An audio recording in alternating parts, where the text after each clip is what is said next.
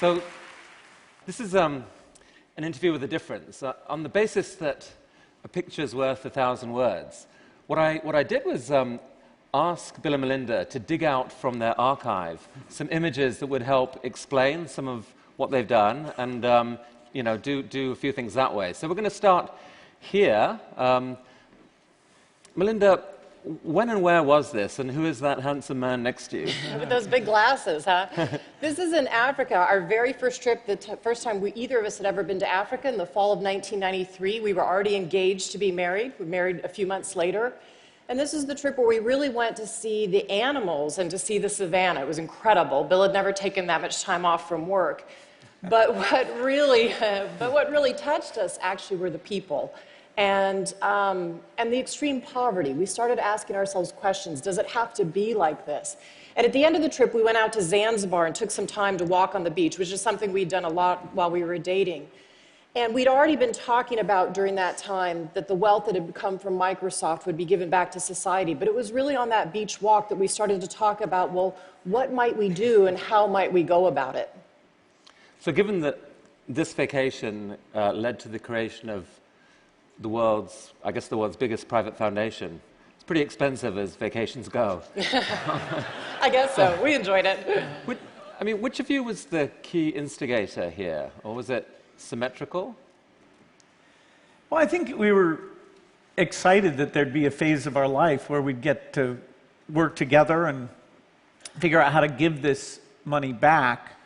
At this stage, we were talking about the poorest and what could you have a big impact on them? Were there things that weren't being done? There was a lot we didn't know. Our naivete is pretty incredible when we look back on it. But we had a certain enthusiasm that would be the phase, the post-Microsoft phase would be our philanthropic partnership. Yeah, which Bill always thought was going to come after he was 60. So he hasn't quite hit 60 yet. So some things change along the way. Oh, so it started there, but it got accelerated. That was 93, and then it was 97 really before the foundation itself started. Yeah, in 97 we read an article about diarrheal diseases killing so many kids around the world, and we kept saying to ourselves, well, that can't be. In the US, you just go down to the drugstore. And so we started gathering scientists and started learning about population, learning about vaccines, learning about what had worked and what had failed. And that's really when we got going, was in late 1988, 1999. So you've got a big pot of money and a world full of so many different issues. How on earth do you decide what to focus on? Well, we decided that we'd pick two causes, whatever the biggest inequity was globally. And there we looked at children dying, children not having enough nutrition to ever develop, and countries that were really stuck because with that level of death, and parents would have so many kids that they'd get huge population growth, and that the kids were so sick that they really couldn't be educated and lift themselves up. So that was our global thing. And then in the US, both of us had amazing educations, and we saw that as the way that the U.S. could live up to its promise of equal opportunity is by having a phenomenal education system. And the more we learned, the more we realized that we're not really fulfilling that promise. And so we picked those two things, and everything the foundation does are focused there. So I asked each of you to pick an image that you like that illustrates your work, and Melinda, this was what you picked. Yeah. What's this about? So one of the things I love to do when I travel is to go out to the rural areas and talk to the women, whether it's Bangladesh, India, lots of countries in Africa, and I go in as a Western woman without a name. I don't tell them, who I am, pair of khakis, and I kept hearing from women over and over and over the more I traveled of, I want to be able to use this shot. I would be there to talk to them about childhood vaccines, and they would bring the conversation around to, but what about the shot I get, which is an injection they were getting called Depo-Provera, which is a contraceptive. And I would come back and talk to global health experts, and they'd say, oh no, contraceptives are stocked in the developing world. Well, you had to dig deeper into the reports, and this is what the team came to me with, which is to have the #1 thing that women tell you in Africa they want to use stocked out more than 200 days a year explains why women were saying to me, I walked 10 kilometers without my husband knowing it, and I got to the clinic and there was nothing there. And so condoms were stocked in Africa because of all the AIDS work that the US and others supported. But women will tell you over and over again, I can't negotiate a condom with my husband. I'm either suggesting he has AIDS or I have AIDS. And I need that tool because then I can space the births of my children and I can feed them and have a chance of educating them. Melinda, you're Roman Catholic, and you've often been embroiled in controversy over this issue and on the abortion question, on both sides, really. How do you navigate that? Yeah, so I think that's a really important point, which is we had backed away from contraceptives as a global community. We knew that 210 million women were saying they wanted access to contraceptives, even the contraceptives we have here in the United States. And we weren't providing them because of the political controversy in our country. And to me, that was just a crime. And I kept looking around trying to find the person that would get this back on the global stage. And I finally realized I just had to do it. And even though I'm Catholic, I believe in contraceptives, just like most of the Catholic women in the United States who report using contraceptives. And I shouldn't let that controversy be the thing that holds us back. We used to have consensus in the United States around contraceptives. And so we got back to that global consensus and actually raised $2.6 billion around exactly this issue for women.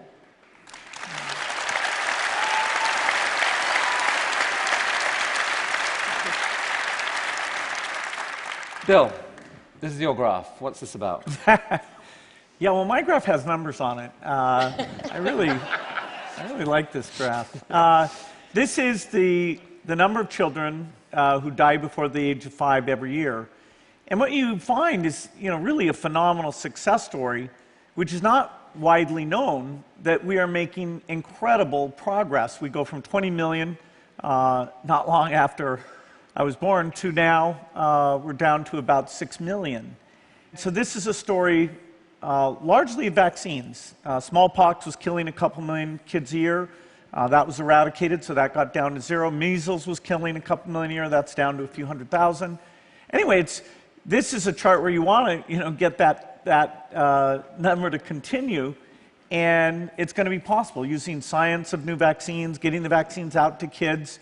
We can actually accelerate the progress. The last decade, that number has dropped faster than ever in history, and so I just love the fact that you can say, okay, if we can invent new vaccines, we can get them out there, use the very latest understanding of these things, and get the delivery right, that we can perform a miracle. I mean, you do the math on this, and it works out, I think, at literally thousands of kids' lives saved every day compared to the prior year. It's not reported. An airliner with 200 plus deaths is a far, far bigger story than that. Does that drive you crazy? Yeah, because it's a silent thing going on. It's one kid at a time. This 98% of this has nothing to do with natural disasters, and yet people's charity when they see a natural disaster are wonderful. It's incredible how people think, okay, that could be me, and the money flows. These causes have been a bit invisible. Now that the Millennium Development Goals and various things are getting out there, we are seeing some increased generosity.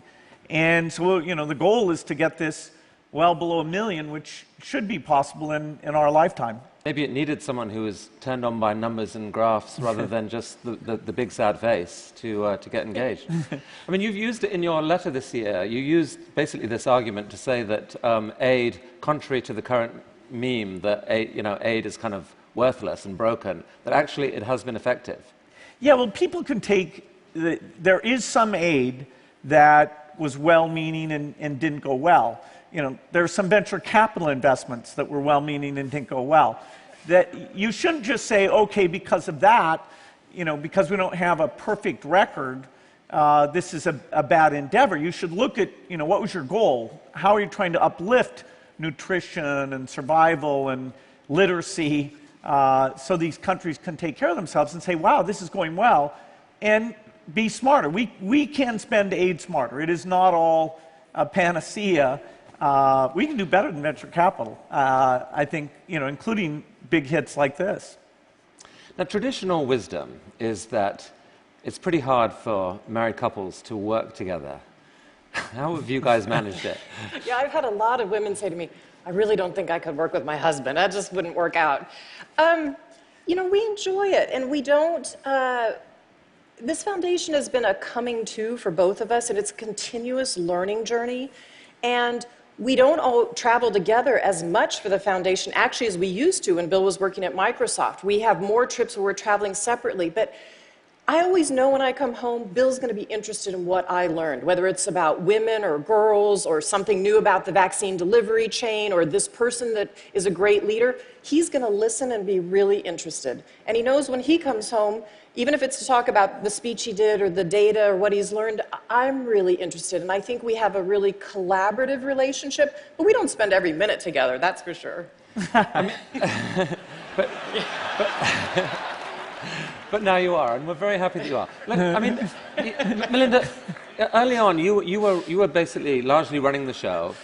6 years ago, I guess, Bill came on full-time, so moved from Microsoft and became full-time. That must have been hard, adjusting to that, no? Yeah, I think actually for the foundation employees, there was way more angst for them than there was for me about Bill coming. I was actually really excited. I mean, Bill made this decision even obviously before it got announced in 2006, and it was really his decision. But again, it was a beach vacation where we were walking on the beach and he was starting to think of this idea. And for me, the excitement of Bill putting his brain and his heart against these huge global problems, these inequities, to me, that was exciting. Yes, the foundation employees had angst about that. That's cool. But that went away within 3 months once he was there. Including some of the employees. That's what I said, the employees. It went away for them 3 months after we were there. Oh, the employees didn't go away. No, a few of them did, but...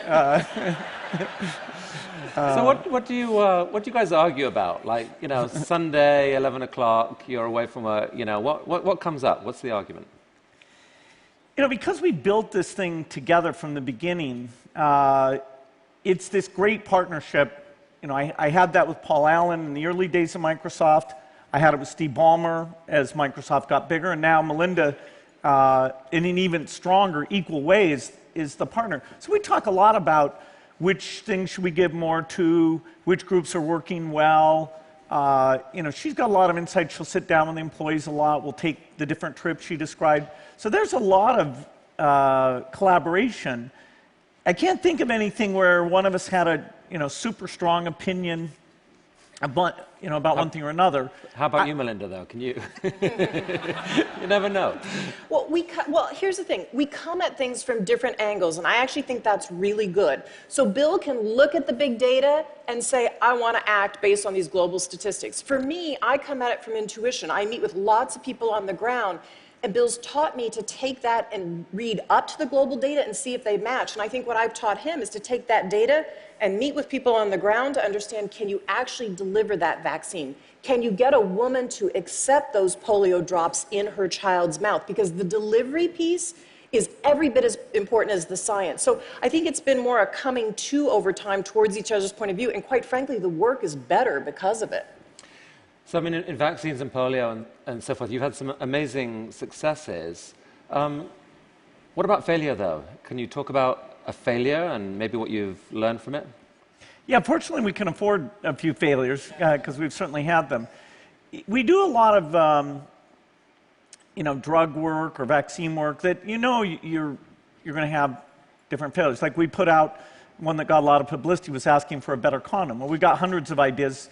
Maybe a few of those will work out. We were very naive, certainly I was, about a drug for a disease in India, visceral leishmaniasis, that I thought once we got this drug, we can just go wipe out the disease. Well, it turns out it took an injection every day for 10 days. It took 3 more years to get it than we expected, and then there was no way it was going to get out there. Fortunately, we found out that if you go kill the sandflies, you probably can have success there. But we spent 5 years, you could say wasted 5 years, and about 60 million on a path that turned out to have very modest benefit when we got there. You're spending like $1 billion a year in education, I think, something like that. Is anything, I mean, the story of what's gone right there is quite a long and complex one. Are there any failures that you can talk about? Well, I would say a huge lesson for us out of the early work is we thought that these small schools were the answer. And small schools definitely help. They bring down the dropout rate. They have less violence and crime in those schools.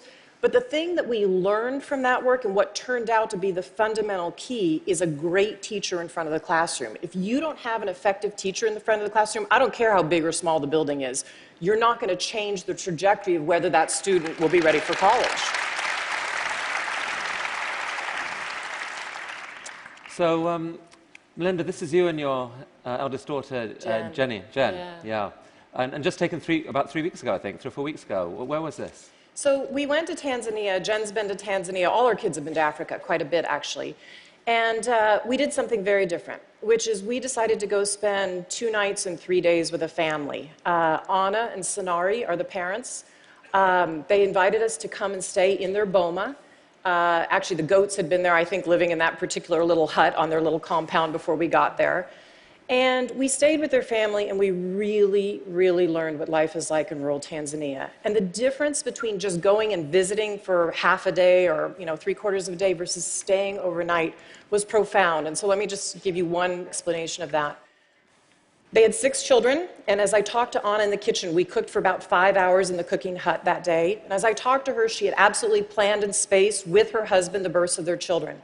It was a very loving relationship. This was a Maasai warrior and his wife, but they had decided to get married.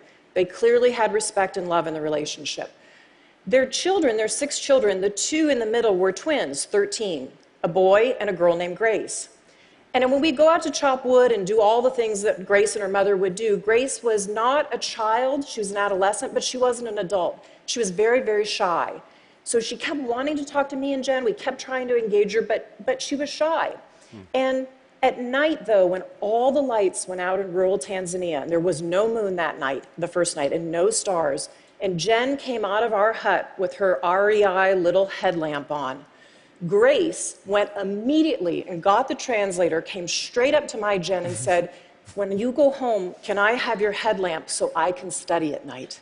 Oh, wow. And her dad had told me how afraid he was that unlike the son who'd passed his secondary exams, because of her chores, she'd not done so well and wasn't in the government school yet. He said, "I don't know how I'm going to pay for her education. I can't pay for private school, and she may end up on this farm like my wife." So they know the difference that an education can make in a huge, profound way. I mean, this is another pic of your other 2 kids, Rory and Phoebe, along with Paul Farmer. I mean, bringing up 3 children when you're the world's richest family seems like a social experiment without much prior art. How have you managed it? What's been your approach? Well, I'd say overall, the kids get a great education, but you've got to make sure they have a sense of their own ability and what they're going to go and do. Our philosophy has been, to be very clear with them, most of the money's going to the foundation and, help them find something they're excited about. We want to strike a balance where they have the freedom to do anything, but not sort of a lot of money showered on them so that they could go out and do nothing. And so far, they're, fairly diligent, excited to, pick their own direction. I mean, you've obviously, you've guarded their privacy carefully for obvious reasons. I'm curious why you've given me permission to show this picture now here at TED. Well, it's interesting. As they get older, they so know that our family belief is about responsibility, that we are in an unbelievable situation just to live in the United States and have a great education. And we have a responsibility to give back to the world. And so as they get older, and we are teaching them, they have been so many countries around the world, they're saying, we do want people to know that we believe in what you're doing, Mom and Dad, and it is okay to show us more. So we have their permission to show this picture, and I think Paul Farmer is probably going to put it eventually in some of his work, but they really care deeply about the mission of the foundation, too. I mean, you've easily got enough money, despite your vast contributions to the foundation, to make them all billionaires. Is that your plan for them? Nope. No, they won't have anything like that. They need to have a sense that their own work is meaningful and important. And we read an article actually before we got married, where Warren Buffett talked about that, and we're quite convinced that it wasn't a favor either to society or to the kids. Well, speaking of Warren Buffett, something really amazing happened in 2006 when somehow your only real rival for richest person in America suddenly turned around and agreed to give 80% of his fortune to your foundation. How on earth did that happen? I guess there's a long version and a short version of that. We've got time for the short version. All right. Well, Warren was a close friend, and he was going to have his wife, Susie, give it all away. Tragically, she passed away before he did. And he's big on delegation, and he said... Tweet that. You know, if he's got somebody who's doing something well and, you know, is willing to do it at no charge, maybe that's okay. But we were stunned. You know, we had never Totally stunned. Expected it, and it has been unbelievable. It's allowed us to increase our ambition in what the foundation can do quite dramatically. I mean, it's half the resources we have come from Warren's mind-blowing generosity. I mean, I think you've pledged that by the time you're done, more than, or 95% of your wealth will be given to the foundation. Yes. And since this relationship, yeah, it's amazing.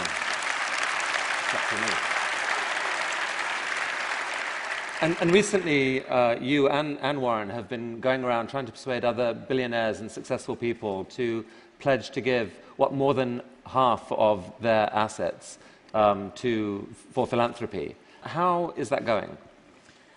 Well, we've got about 120 people who've now taken this giving pledge. The thing that's great is that we get together yearly and talk about, okay, do you hire staff? What do you give to them? We're not trying to homogenize it. I mean, the beauty of philanthropy is this mind-blowing diversity. People give to some things, we look and go, wow. But that's great. That's the role of philanthropy, is to pick different approaches, you know, including even in one space like education. We need more experimentation. But it's been wonderful meeting those people, sharing their journey to philanthropy, how they involve their kids where they're doing it differently. And it's been way more successful than we expected. Now it looks like it'll just keep growing in size in the years ahead. And I think sorry, go on. Having people see that other people are making change with philanthropy. I mean, these are people who have created their own businesses, put their own ingenuity behind incredible ideas. If they put their ideas and their brain behind philanthropy, they can change the world. And they start to see others doing it and saying, wow, I want to do that with my own money. And to me, that's the piece that's incredible. It seems to me it's really hard for some people to figure out even how to remotely spend that much money on something else. I mean, there are probably some billionaires in the room and certainly some successful people. I'm curious, can you make the pitch? What's the pitch? Well, it's the most fulfilling thing we've ever done.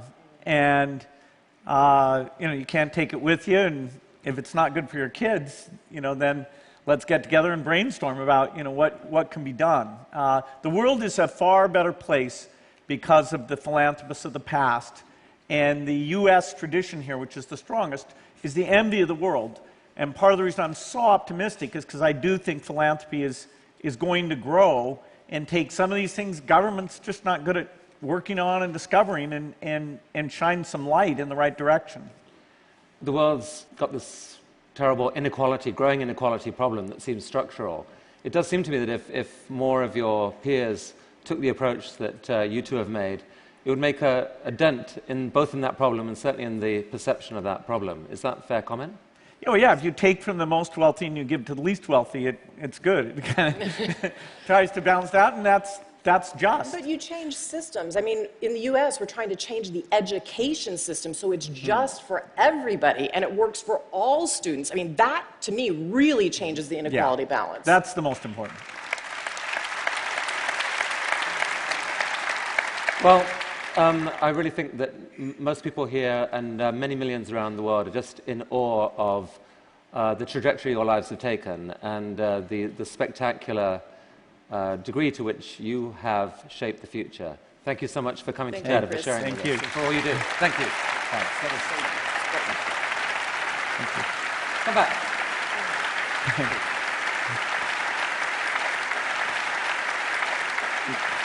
Thank you. Thank you very much. All right. Good job.